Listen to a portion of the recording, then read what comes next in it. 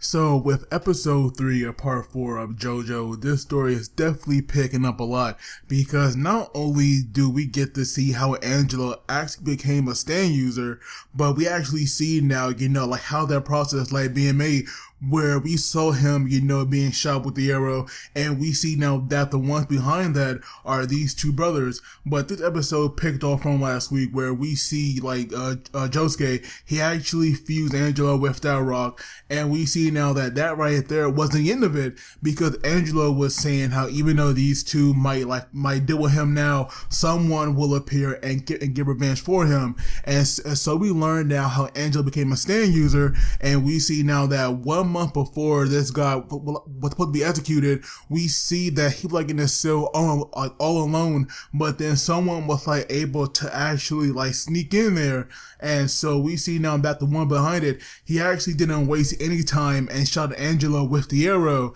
And we see now that right there looks so freaking painful, because we see him being shot with it, we saw the arrow go into his mouth and it actually came out at the back of his neck and throat, and that right there looked extremely brutal. But also the effects they used, and also the sound that was going on while he was becoming a stand user, to me that right there was just freaking awesome. But we see now that people who are shot with the arrow, they either become a stand user or they just die. And luckily Angelo, he had the potential to become one. And we see now that when the guy pulled the arrow out, that's when the Aqua Necklace was born or formed, I should say, for the very first time.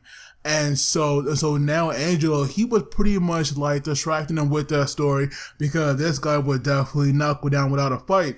Because we see now how even though Aqua Necklace was tied in a bag, or a glove, he could still control it. And we see now how he took this boy hostage and was actually or trying to actually get them to make him go back to normal, or otherwise this boy will die. And so now Josuke was he didn't have enough rage in his heart, and we see him now fixing his hair. But now Angelo, he crossed the line, because you never, ever, you never insult his hair. And that right there was the final straw. And we see now how Josuke actually punched this rock into pieces.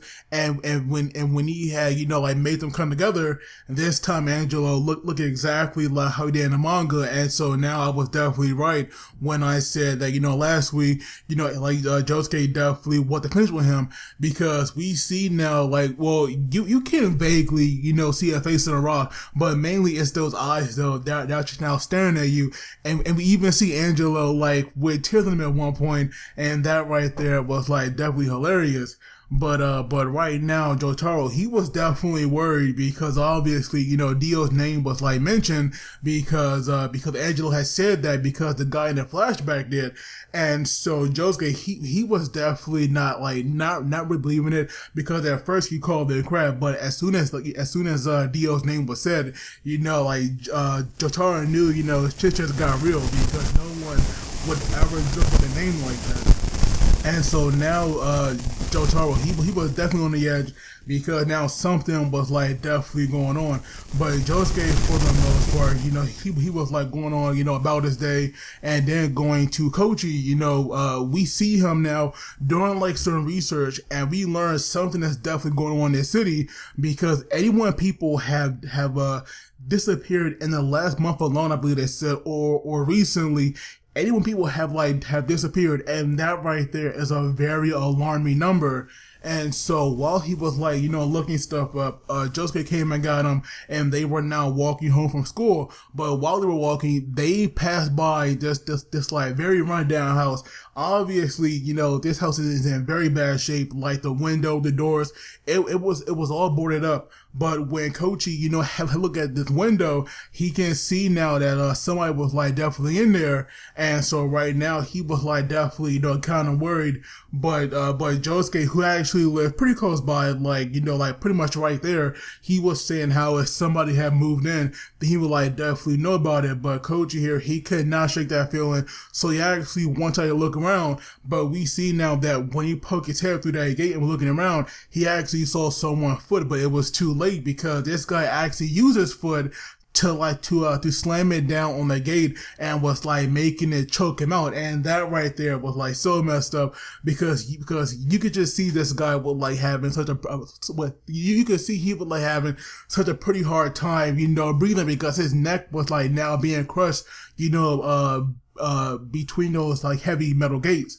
And so now, like, while that was going on, you also have Jotaro, who was like going to Josuke's home because he was looking for him, because like he was saying, right now he feels pretty uneasy.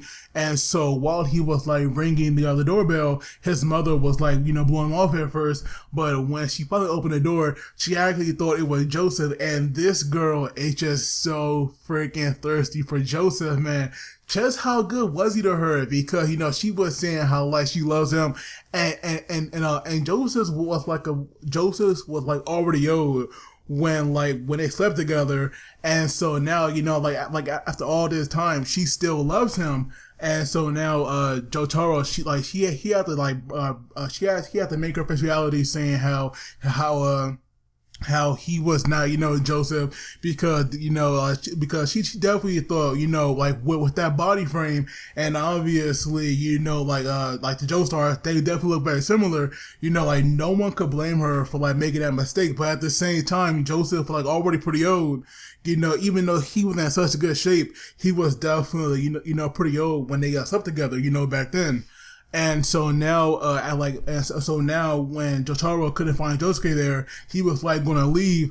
But Jotaro did something like really nice, because he was like trying to comfort her, say how like, it was a shame about her father. If Joseph were there, he would definitely do everything he can to protect her. But he's like so old now, he cannot come here. And so like he was there in her place.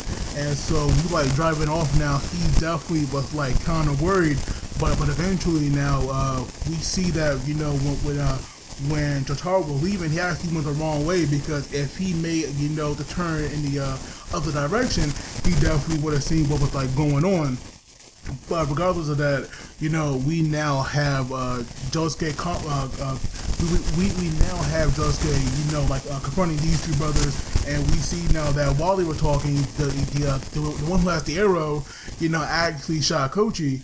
And so now he was like definitely, like going through what Angelo did, like right now it's like make or break time for him, because either he will become a stand user or he will die. But also we have to wonder, like, how in the world did he get the bow and arrow? Because it was, Inyaba, hopefully I'm saying her name right, but she was the one who shot Dio, and now we see, this guy actually got it. So now, how something that powerful and that old, wind up in the hands of like a teenager. But regardless, now Josuke actually wanted to get to the Koichi, so that way he could like heal him, because right now it definitely wasn't looking good. And so now Josuke had to like confront Okuyasa, because that right there was the one who was like first choking Koichi with the gate. And so now he definitely, wouldn't let Josuke get to him, so that way he could heal him. And so now we learned that the power that Okuyasa has, his stand is called the hand. And this thing is like definitely no joke, because we see now that is like main power, it's due to his hand, like hence the name, his right hand to be exact. And so we see now that whatever this thing actually like swipes at or grabs or whatever, it's actually erased.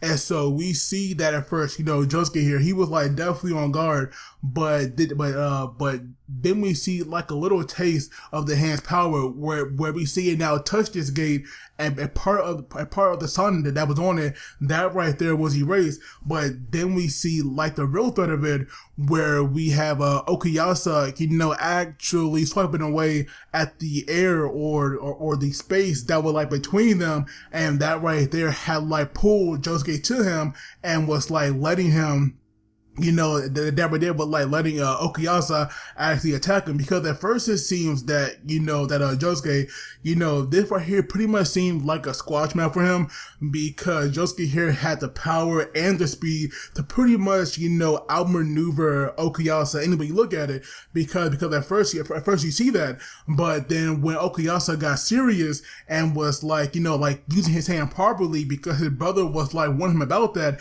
and was like telling him to get serious, that's when the tables were like turning some.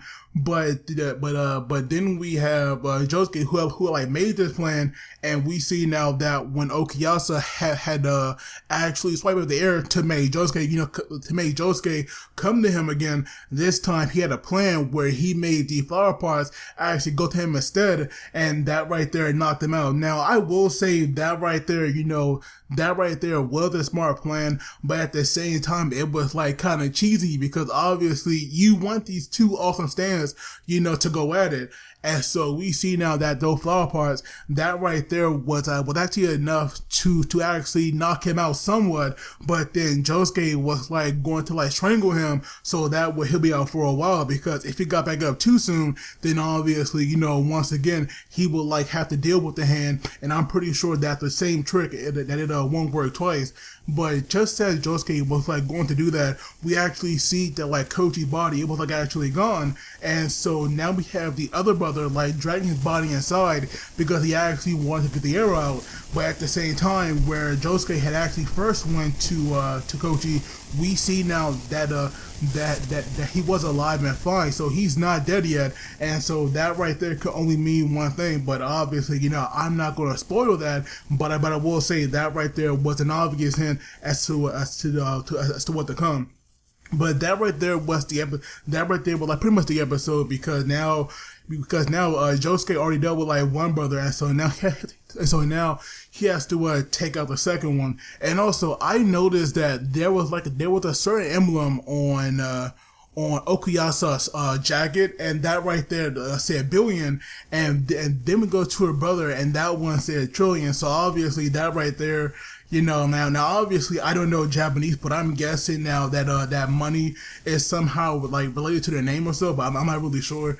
But once again, this right here was another fantastic episode of JoJo. Like we are seeing, like new stands, and we even learn the process that like users go through, as they become stand users, and that right there is like something huge. But as always, don't forget to like and subscribe, and let me know what you got through as well. But as always, you guys take it easy. I will see you all next time.